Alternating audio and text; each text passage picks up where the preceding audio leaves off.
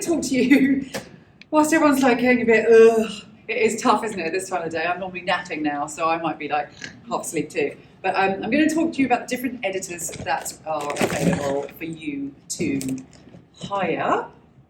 A little bit about the differences between them. What else am I going to talk about? Let's see what's on my list. Oh, no, wait, no, I put it in the wrong place. This afternoon, types of editors. I'll go back to that one. The benefits of working with an editor. Where to find an editor. And when you found one, or several, what questions do you ask them to make sure they are a good fit? Because that's really important. And a bit of a warning sign is if an editor says, I'll do it, and they haven't even asked anything about your book, that's probably a red flag, okay? Most editors who are good editors will want to know about your book, will want to know, even if it's like the genre, the word count, what kind of edit you require, but also they'll want to see it and they'll want to make sure that they are a good fit and that they can give you the help that you need with it, okay? So anyone that just jumps at doing it, you probably want to go, hold on, because not everyone's going to take every type of work or every type of book that comes their way. Okay, so I'm going to get back to that other slide and we're going to talk, here. So these are the different types of editors which you probably know by now, because we've mentioned them quite a lot today. So there's the developmental editor, the line editor, the copy editor, the proofreader, but there's also a sensitivity reader, which you may have heard of. They are becoming a much bigger thing now, and conscious language is also a big thing now that's very important, and us editors are having lots of training on as well. But sensitivity readers are a specific area of specialists, really, and we'll go into more of that later. Okay, so a quick summary on the developmental editor. Also known as content or substantive editors. They focus on the big picture, as we know, looking at all the big structure, organisation, content, plot, characters, pacing, themes, overall storytelling. I don't do developmental editing. It's terrifying, frankly. And they will make extensive revisions. So if you do work with a developmental editor, they are quite pricey. They will do a lot of work with you.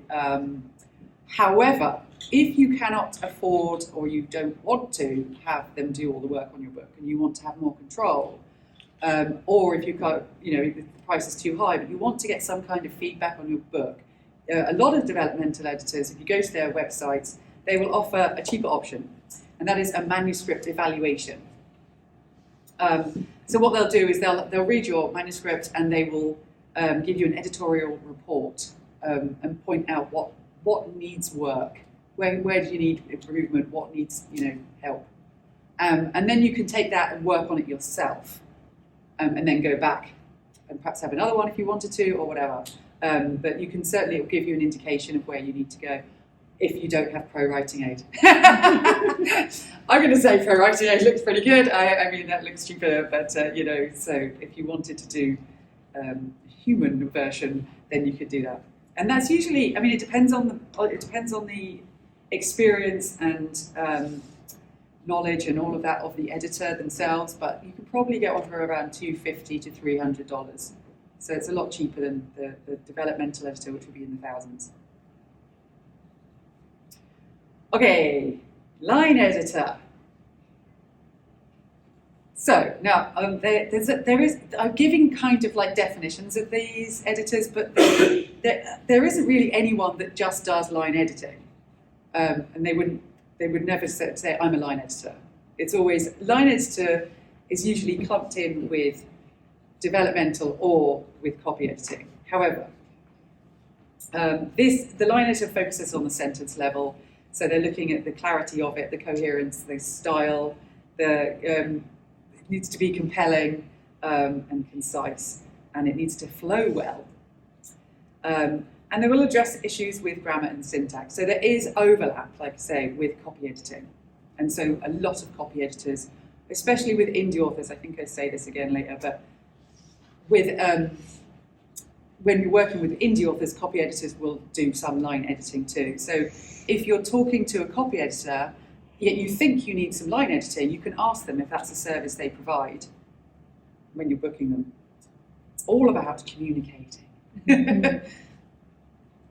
So yeah, they can suggest changes to individual sentences, change paragraphs, and like I've said, they can come as part of a package with the developmental editor or with the copy editor.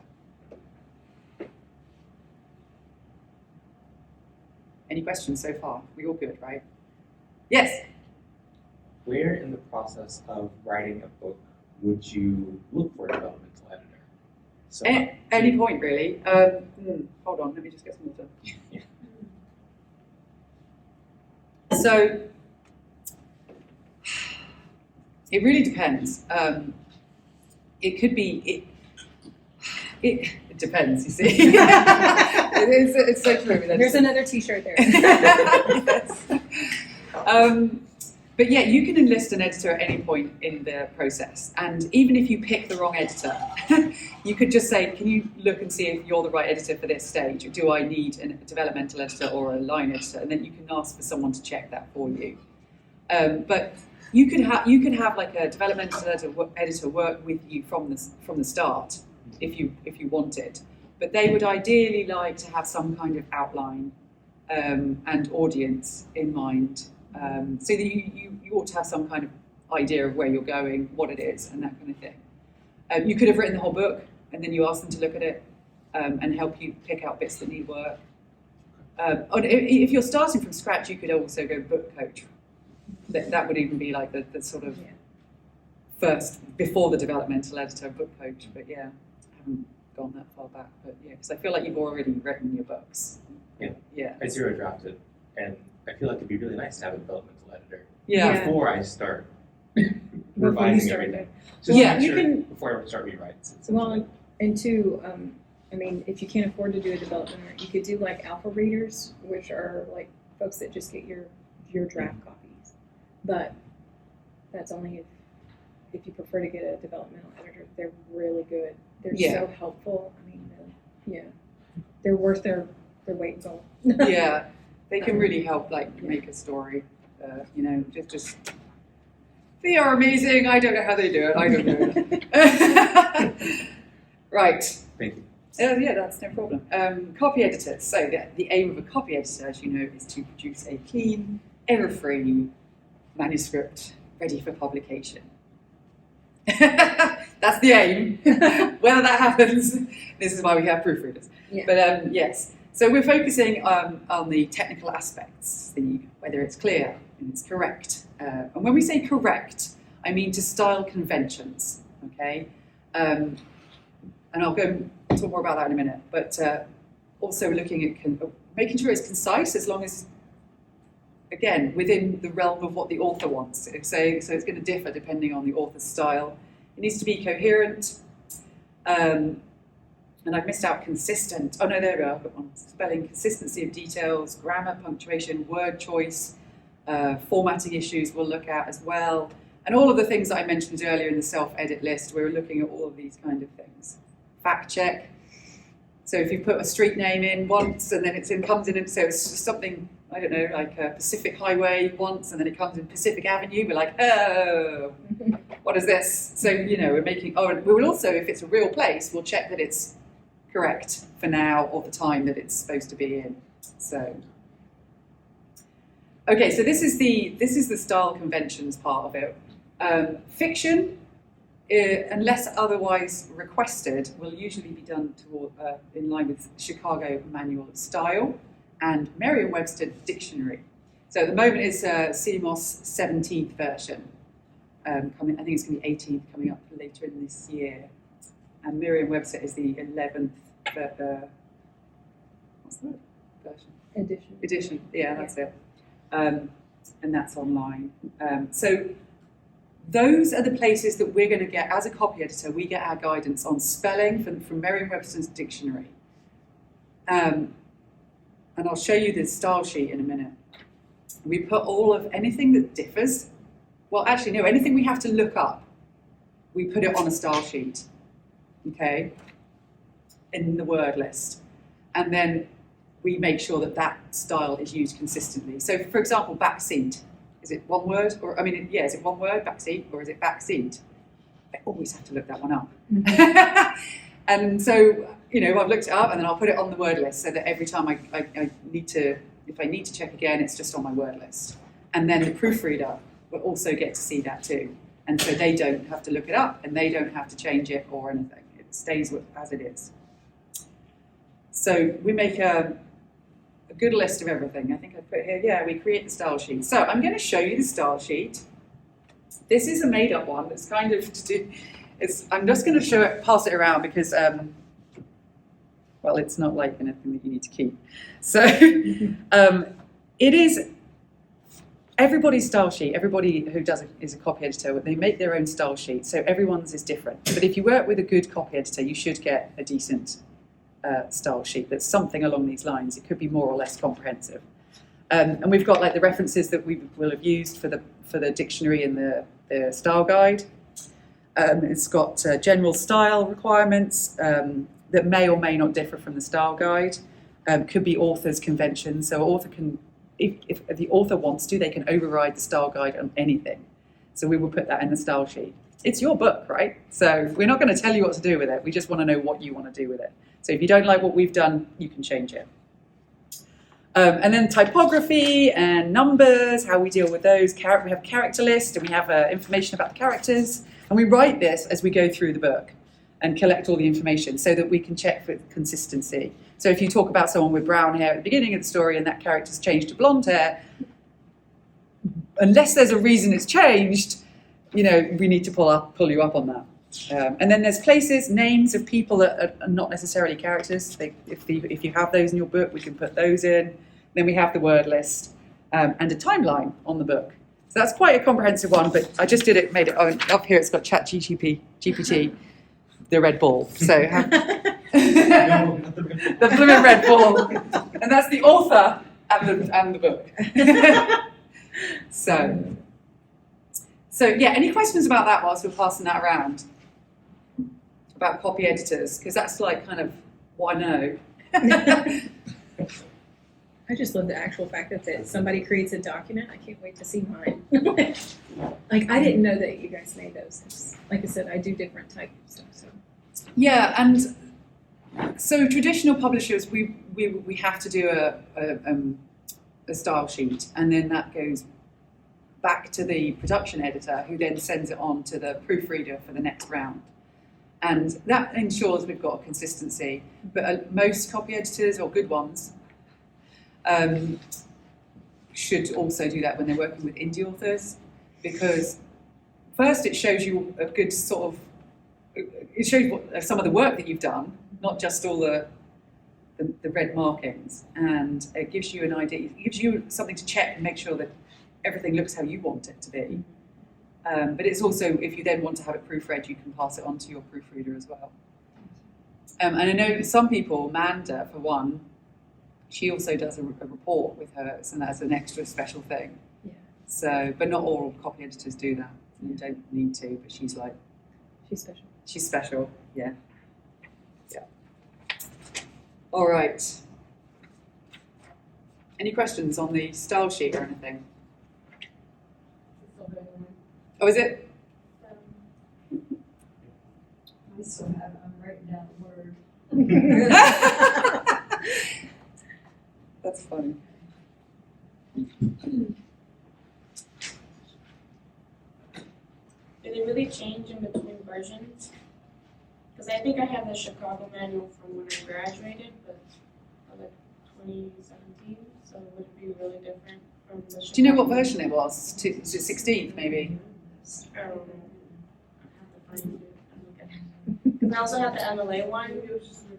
I know I have. It is better to use the latest. There will be probably fairly minor changes, but with yeah, I don't know all of the changes between 16th and 17th. I couldn't really tell you, to be honest, because I didn't really use 16th.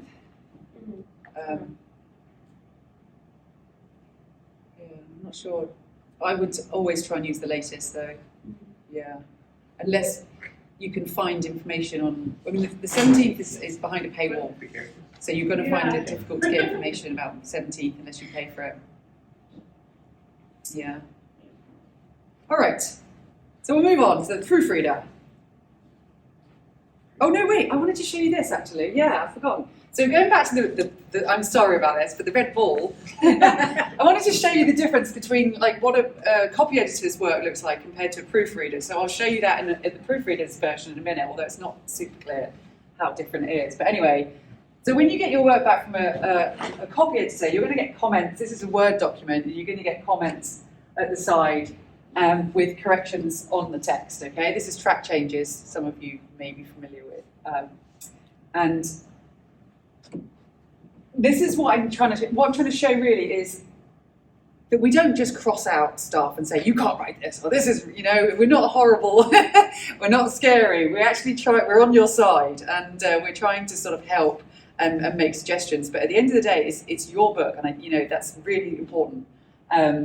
So, you know, here where we know it's a lot of description, we talked about it earlier, and I added it in. It's like it's a lot of description, and then instead of saying do not do this or just crossing it all out, but consider whether all of it is needed, or whether this small bit will give you enough to give the reader enough to understand what the attic looks like.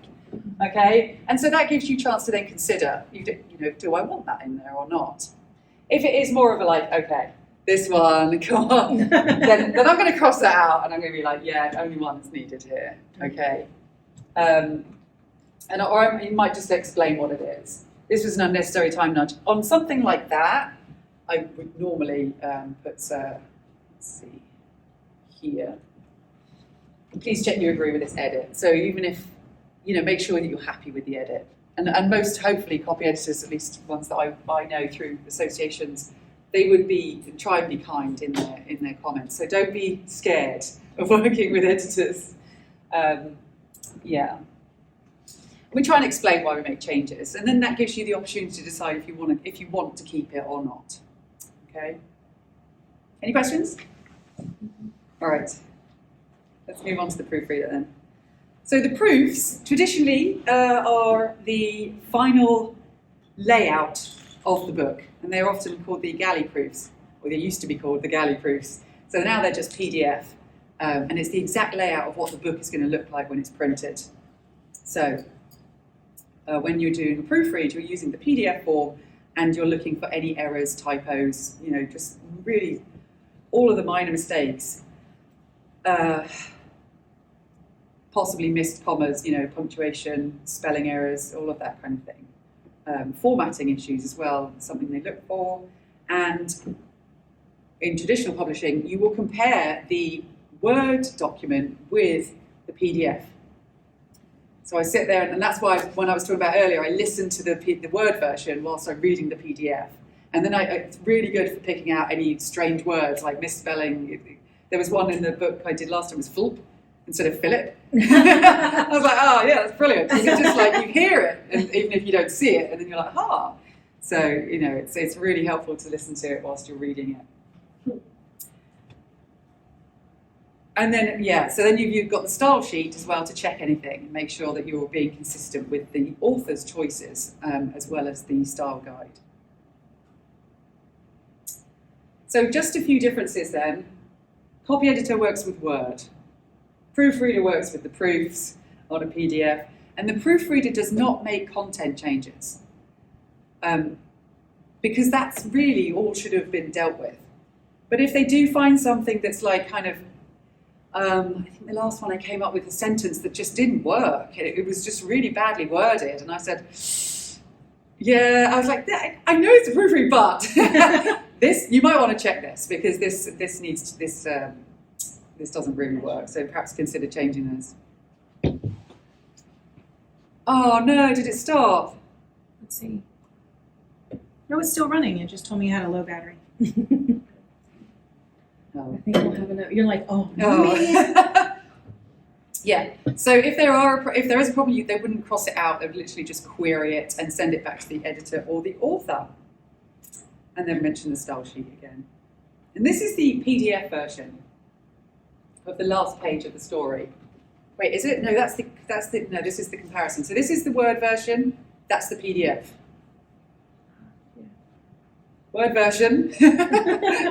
It's like being opticians, number 1, number 2.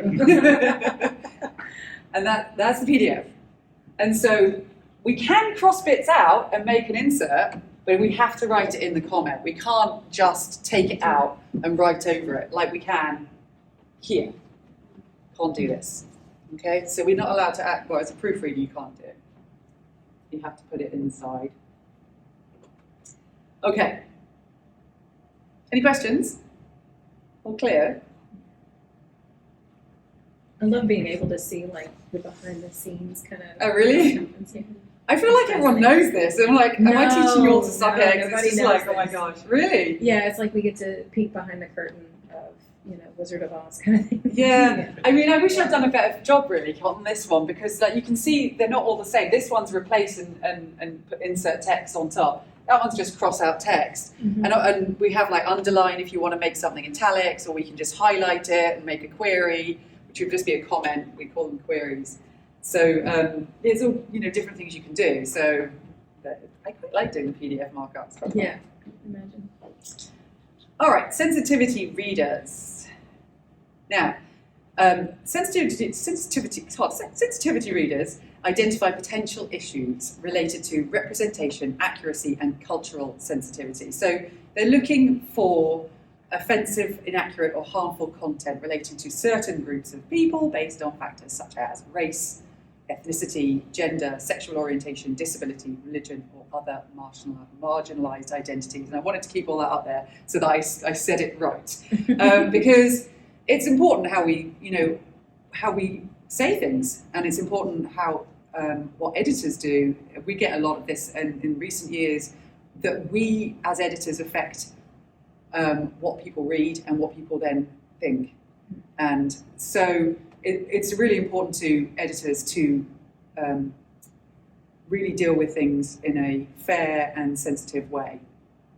And so there's so much about it. I find this really interesting, but it's also, I'm not a specialist, so I have to be kind of careful because I'm like typical kind of white cisgender, middle class woman. So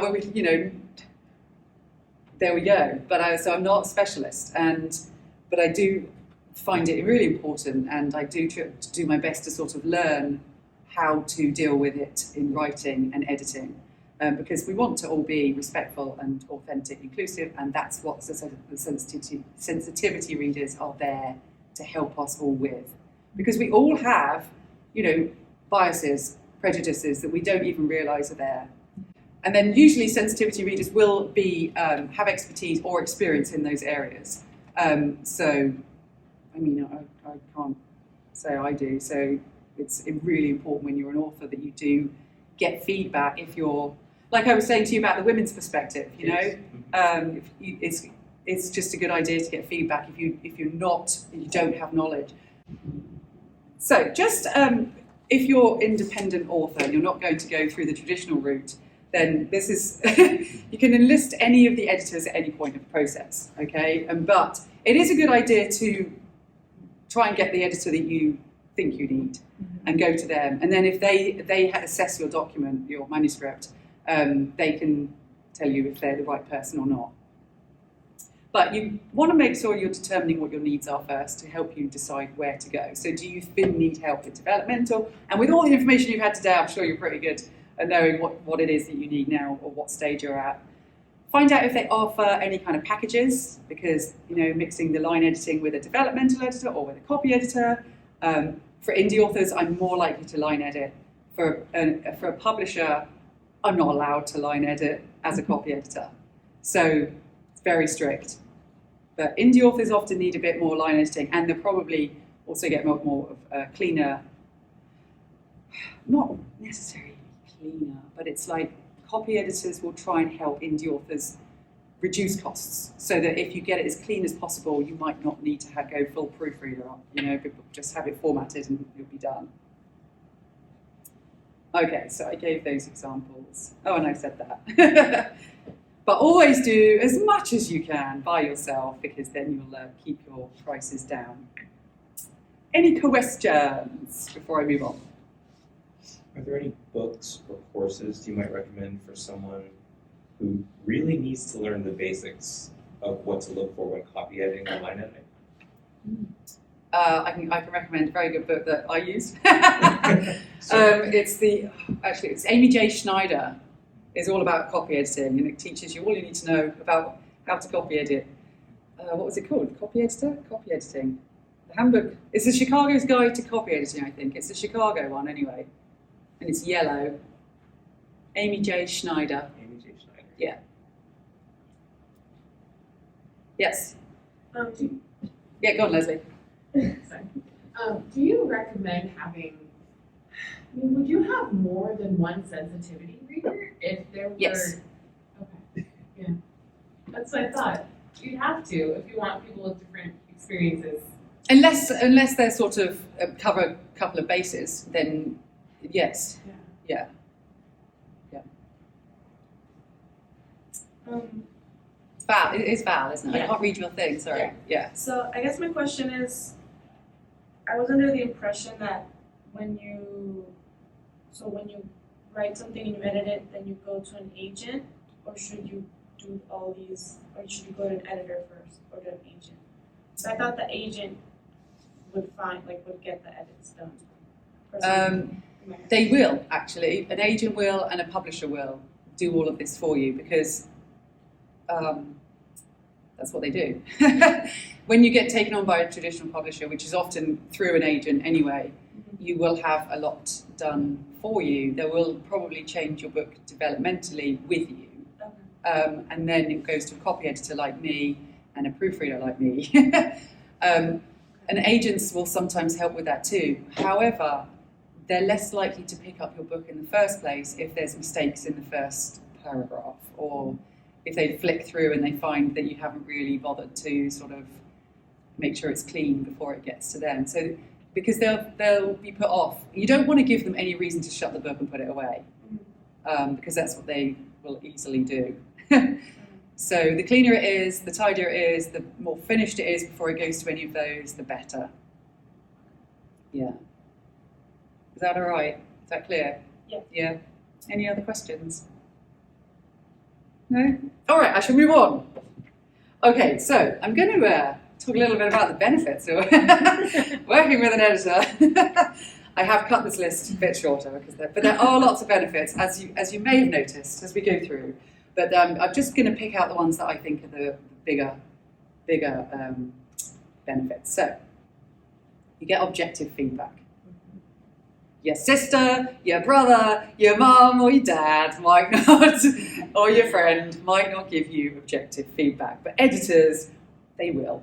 They're going to provide unbiased, objective evaluation of the manuscript, and you won't. Might not like it, but it will be very helpful, or it might be great. But they will offer insights that you might not see because you're so close to it, and they're not. But that's not to say that editors don't become close to it as well. I mean, I love it when you're working together with an author and you feel like you're part of the team. And that's what it should be, a collaboration, not a, I'm telling you this is wrong, right? It's like, what do you think about this?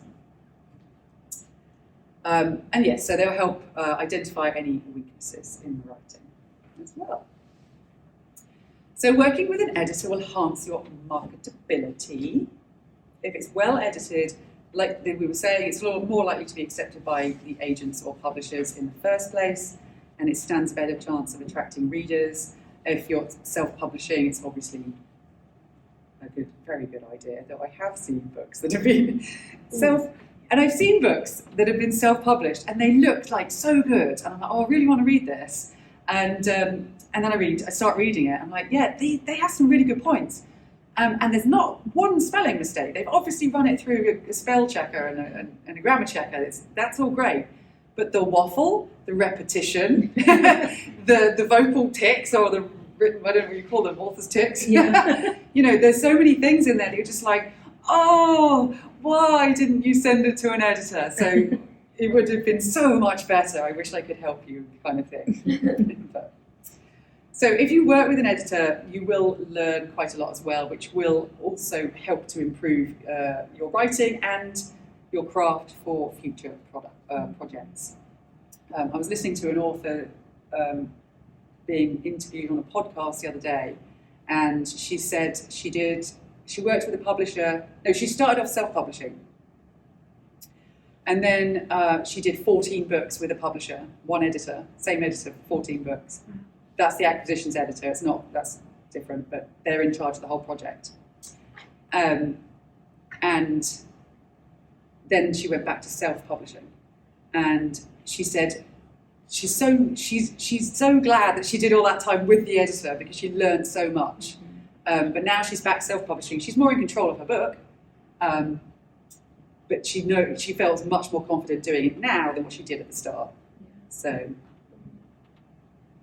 and that's another good benefit is nice segue. It will increase your confidence because you'll know that it's been polished by a professional editor, and you'll feel better about it, hopefully.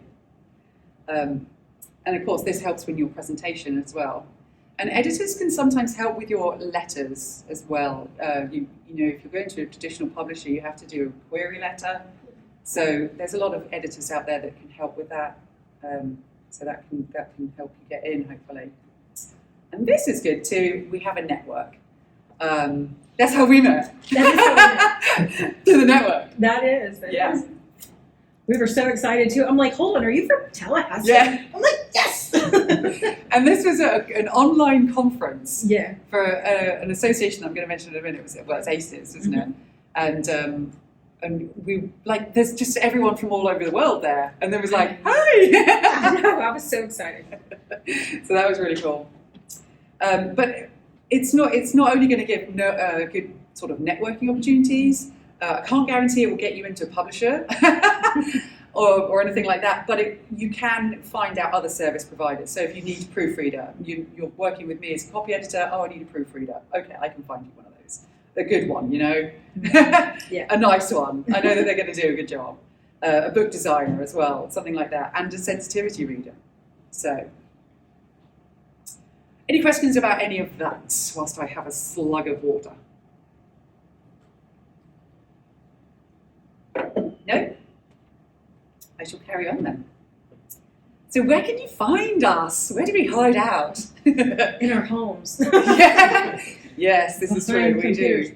We don't get out often. So ACES, this is the one where we met. This is the American Copy Editors Society. American Society of American Copy something like that. American Copy Editors Society. It Something is. like that, They never say it like that. The American no, Society of it's Copy like Editors. it's the society. But it's not. I'm like, why is the acronym not the way that it I should know, be? right? I don't understand.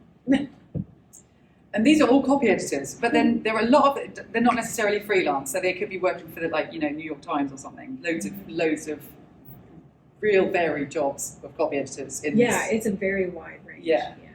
This one is the EFA. This is the Editorial Freelancers Association. This is all freelancers, and this could range from copy editors to proofreaders to ghostwriters and writers. So, yeah, all sorts in there.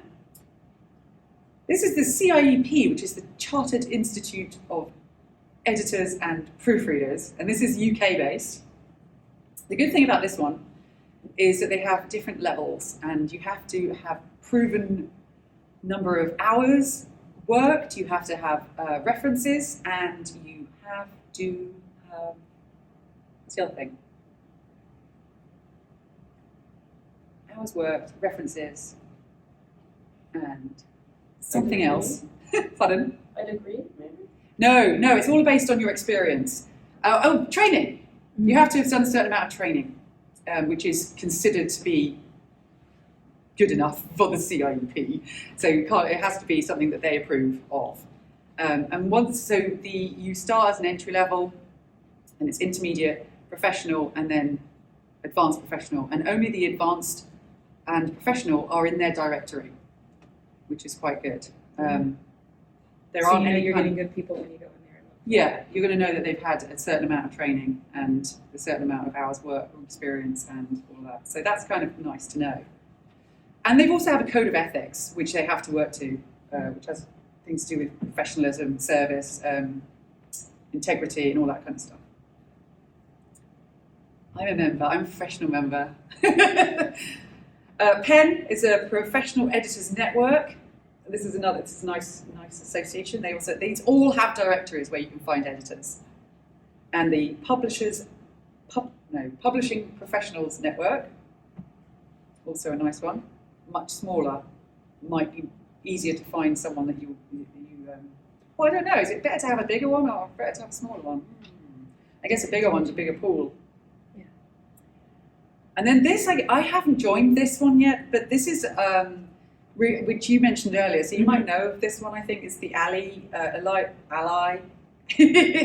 Alliance of Independent Authors, which is great for self-publishing authors. And there's a lot of resources on there, which is really cool. Hello. Any questions about them? Okay, there are other options. There's Reedsy, which is how you found yours. Mm-hmm. Reedsy has some really good options. My friends are on there. I haven't joined there yet either, but I might. You should. I might. They also they want to see a track record, so. Yeah, it's a good place.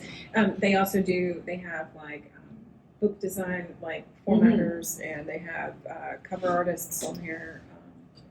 And they do webinars and all sorts of things. So yeah, it's quite good. It's a wonderful website to go and check out. There's a lot of great information. Yeah. And then you can also go onto Facebook groups. I've given you an example where you can look for people. It's a bit risky. I'm getting into the risky areas now. You could get someone really good. I don't actually go on Facebook very much anymore, but I'm in a lot of groups. I'm in this group. A lot of people I know from the associations are in Facebook groups, but there's also a lot of other people that you don't know. They're more likely to charge less, and there's always a risk that comes with that. Upwork, these are the lower echelons of the society, which is really, really terrible thing for me to say. But I can't say that you can't find good people on there, because I found a good person on there to do my logo. I was really happy with it. And, you can't, as long as you're doing your homework and you're having the conversations with them that make sure that they're the right person for you, then, fair enough, use this and pay less, And you can look and see, like, on those places, like, you might be able to find somebody who's part of the association. Like, yeah, oh, definitely. Association. They should advertise that, and it helps you kind of have some social proofing. And some people are good, but they're just starting out, and so they won't charge as much because they're trying to build up a portfolio of work. And so that's always a good option if you're trying to keep costs down. And so it's all about sort of making sure that you fit with the person rather than,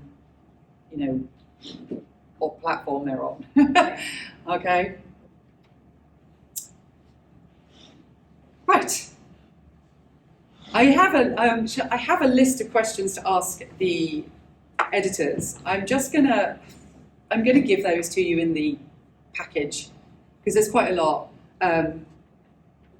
Yeah, so I'm just going to whip through. I've highlighted some that I think are the most important questions to ask, okay? Things like, about experience. What is your background and experience as an editor? So having a little bit of knowledge about them is good. Maybe look on their website. You might not have to ask directly, but find out what experience they've got. This one I think is so important, to find out if they've done a similar thing to you, if they work in your genre, because it's like I do work in different areas, but if I knew someone had a romance novel, I would be like, no, I can't, I don't really think that's me, sorry. I don't, but my friend Manda, and I have a friend Sharon that's a historical fiction expert, and so I just think, it's really important that you get the right person. So. Can I Yeah. just say, like, Reedsy is really good about this. You can find editors according to genre. Oh, right. And all that kind of stuff. So when you go on the website, you can just plug in your genre, and then, you can pick. And they also show you, like, their background, like, other bodies of work that they've done, for other writers. It's got a lot of, it's like great places. Yeah. So that is important, I think. I mean, if you're just having a basic proofread, I can do that. But if you wanted more of a line edit, then I wouldn't want to do that on a genre that I'm not really into. have less experience of. And that's when, with the more the editor is involved, the more specific you need them to be in genre. So if they're a developmental editor, you really want them to know that field really well. And then as you come down the line, proofreader. It should be called that, right? We do call it that. There is a Everything thing. else There is an actually a editor, thing called proof editing. But yeah, so yeah, they don't need to know the genre so well. There's examples which might be on their profile anyway. Okay, what's really important when you're trying to establish whether the right editor for you is not only genre, but also what kind of editing they do and what their process is like. Because it's really important that you are getting what you want, and so you need to be clear in your mind what you want and how you work. Because some editors are going to be on contact with you and giving you updates, and other editors won't so much. And so it's like, as long as you know what to expect from that editor and you're comfortable with it, then that's fine. But if you don't know and you're expecting updates and you're like, not getting them, you could be really disappointed. So that kind of thing is really important, and making sure that I'll come to this because look, that's communication, yeah, and sample edits. So this is a good chance for both of you to get to know whether you're a good fit. And most copy editors, as far as I know, will do a free sample edit. Some do charge, the ones that are up there will charge for a sample edit. They are the gods of editors. We all bow to them. But sample edits are usually around 1,000 words. And it's a good idea to give a section from the middle, not the beginning, because the first 2 chapters are always the best of the book. So somewhere in the middle, send them 1,000 words and don't just go to one, go to several, and give the same bit to all 3 or however many editors you've got, because then you can do a comparison of what they pick out, and you also get to see whether you like the way they do their comments, and if you find it friendly or scary or motivating or inspiring perhaps, or helpful, whether they give you suggestions or whether they just leave you to figure out for yourself. Because a lot of people will just go, you need to rework this. Whereas other people will be like, you could try this or you could try that. And so you've got to really sort of see what works for you and what you like. So it's really important to get a sample edit. Yes? How many sample edits do you recommend that we should get before deciding? I don't know. I would say 3 probably, but it really depends. Because if you don't, well, how many did you get? Well, I sent out to 5. Oh, really? That's and, good. Yeah, but then I had one that didn't even contact me back, and before the sample edit. So I really had 4 samples done, and that really helped me to see like several different styles and what some caught but others didn't, and other stuff like that. And it's a really good opportunity for the editor as well to make sure that they want to work on your book, because it's important that they want to work on your book. If it doesn't make the editor excited, then or whatever reason, or it's the wrong type of edit for that editor.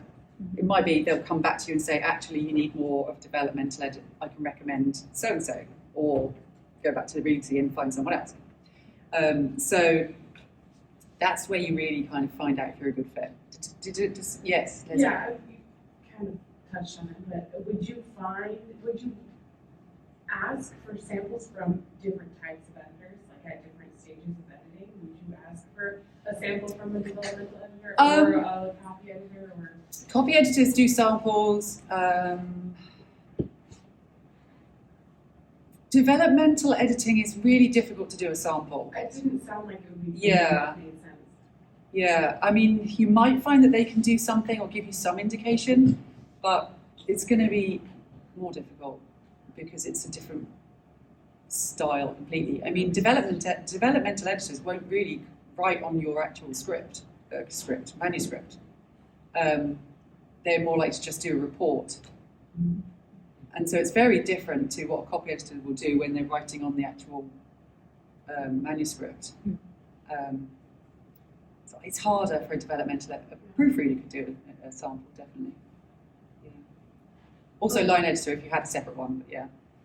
Are the places that you said where to find an editor, Yeah. will those be only copy editors or all types of editors? All types. Yeah, it should be. Most of them should be all types. Okay. Yeah. Even in ACES, they had developmental. Yeah, I think editors, so. There was all sorts of. Yeah.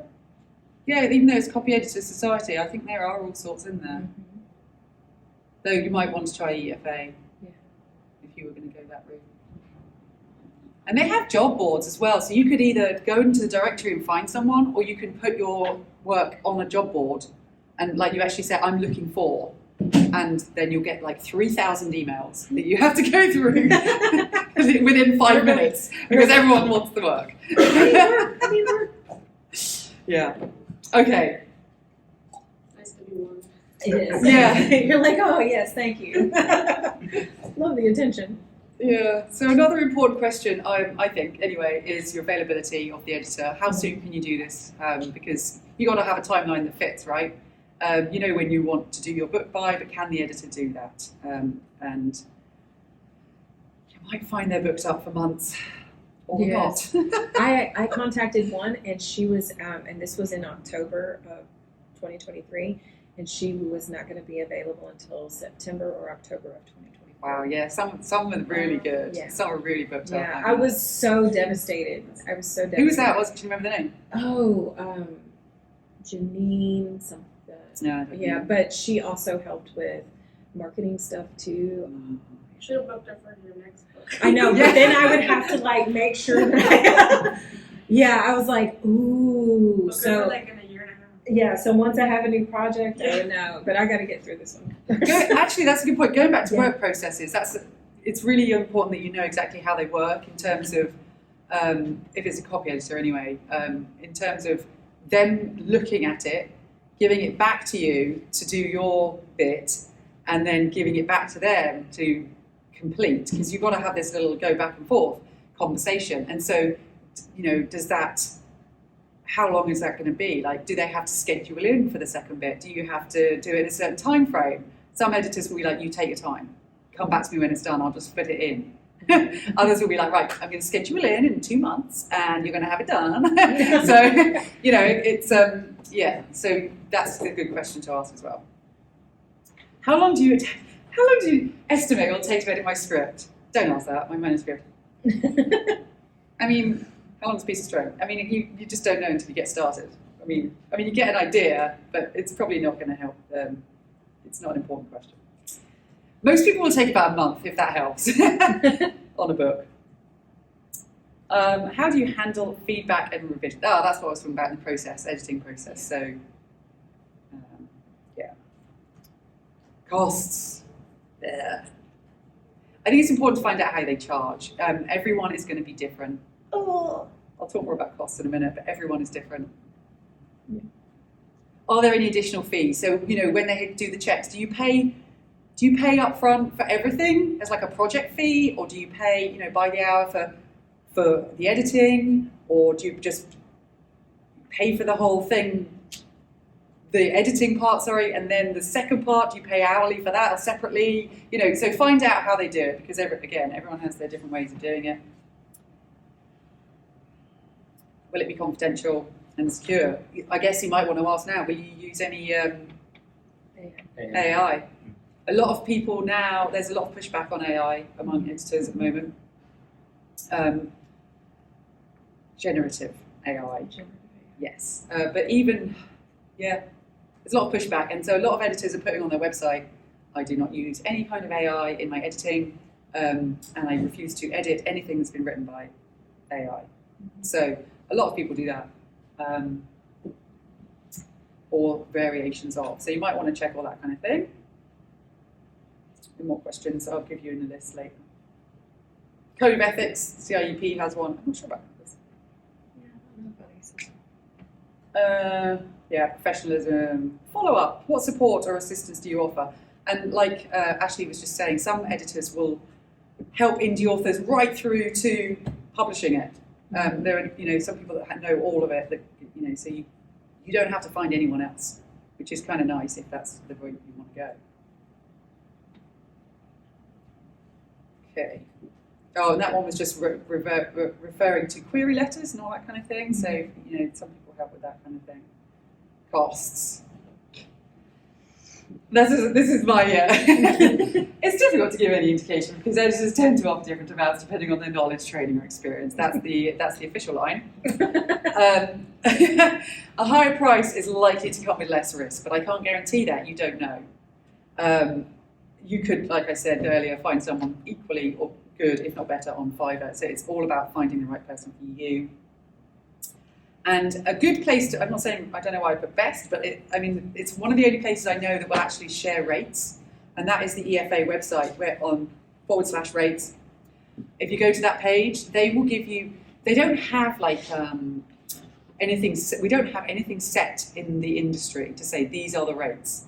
But this, what the EFA does is they send a survey out to all of the editors in their membership and ask them what they're charging. And it's just been updated actually at the moment. The survey has just been done, so I don't know if they've updated the website yet or not. But so it gives averages, which will give you an indication of what people are generally charging for copy editing, line editing, and all of the things. There's loads of different services on there. Mm-hmm. So it's a good place to get an idea. Any questions? I hope that's a good thing. I covered it all. You know everything you need to know. We are ready to go. We are ready to go home. Okay, well, thank you very much. Yay. Feel free to message me if you have any more questions. Yay.